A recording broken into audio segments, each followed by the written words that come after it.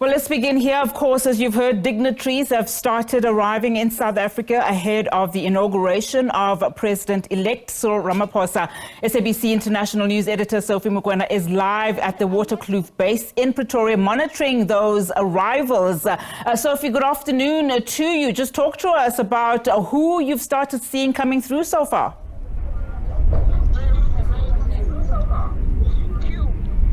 Well, we are here at Waterkloof Air Force Base. As you can see, the arrival of the president of Namibia, I guess, and we expect him to be here now. As you can see, the plane has landed and the military is now preparing for him.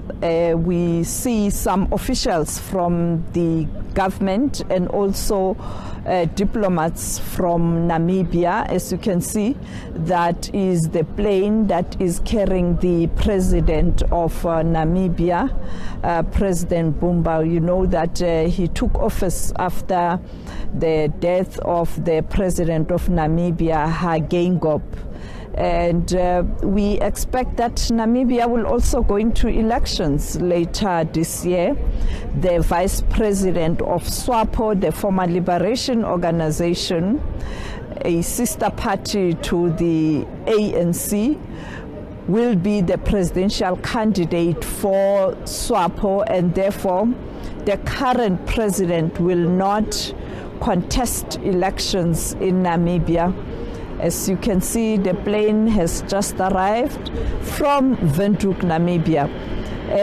It will be followed in terms of arrivals by either Mozambique or Zimbabwe, the leaders of SADC coming in numbers.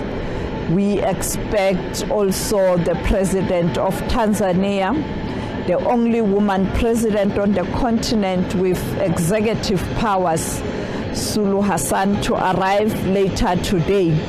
Earlier on at OR Tambo International Airport, Dr. Naledi Pandor, the Minister of International Relations, received the President of Mauritius, while the Minister of Labour, Thulas Nxesi, earlier on received the Vice President of Cuba, who is making his way to Freedom Park, where Kaya Kumalo is, and we will bring you that story after we are done with formalities here at Waterkloof, where we are now seeing the arrival of the president of Namibia. You would recall that after he stepped in, taking over due to the passing on of President Hageingob, he visited some countries in the SADC region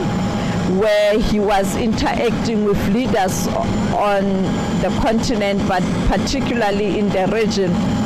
And he came to South Africa. He met the president-elect, Cyril Ramaphosa. We also spoke to him.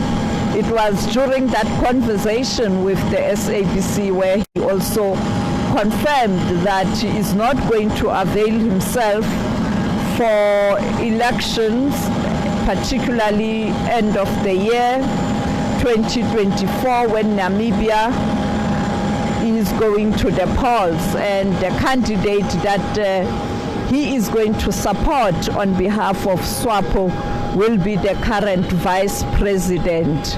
He also pointed out at that time that what we need on the continent, particularly in the region, is decisive leadership, but also credible leadership that is committed to change the lives of ordinary South Africans. And he also pointed out at that time, because we also engaged him on the current situation in the Middle East, him saying at that time that Namibia does support South Africa after South Africa launched an application or a case at the International Court of Justice against Israel, and he mentioned that they understand very well that when a country is oppressed or the people are oppressed in a particular country by another country, the world must rally behind that country or support the people of that country, because they too were oppressed by Germany, and they got support from international community. As you can see, the Air Force members now with the formalities, and we expect President of Namibia to come out of that plane, as you can see it right now. Maybe we can take a minute to just internalize the sound, and Dr. Blade Nzimande is going to receive the President of Namibia. As you can see there, Dr. Blade Nzimande walking towards that plane, and also South Africans who are here to receive the guests. A short ceremony to receive the President of Namibia. Back to you in studio. I think you can wait for the President of Namibia, who is expected to be received by Minister of Higher Education, Dr. Blade Nzimande, ahead of a very important day tomorrow, the inauguration of the President of the Republic of South Africa. 30 years on, we are back at the Union Buildings, where South Africa and the world will witness the inauguration of the President of South Africa tomorrow. The President-elect is Cyril Matamela Ramaphosa. This will be his second term. This will be his last term, not only in relation to government, but also in the party. This is his last term.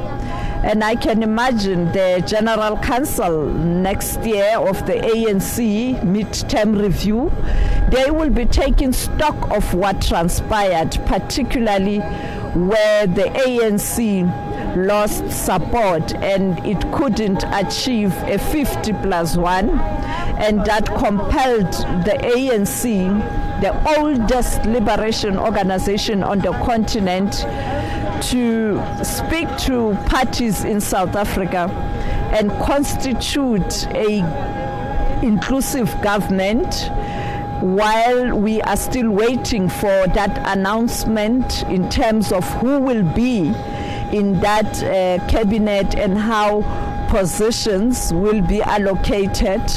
We are here today witnessing arrival of leaders who will be there. As you can see, the President of Namibia has arrived.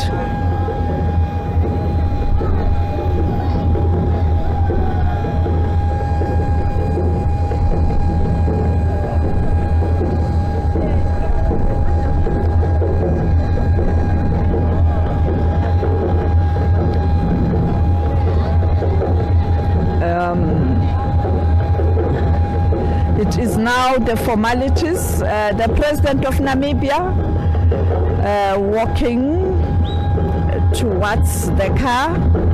As I pointed out, he came to South Africa to meet President Ramaphosa after he took over due to the passing on of President Hagengo, and he then pointed out that he was not going to contest the elections. That is the President of Namibia, head of state, to arrive here at Waterkloof. We are now going to wait for the second arrival. It will either be President Nyusi, of Mozambique, who is also leaving office because Mozambique will be going to elections. Or it will be the president of Zimbabwe, Emerson Mnangagwa, who is going to be the chairperson of SADC later this year, the incoming chairperson of SADC. The current chair is Angola. And with that, it's back to you in studio.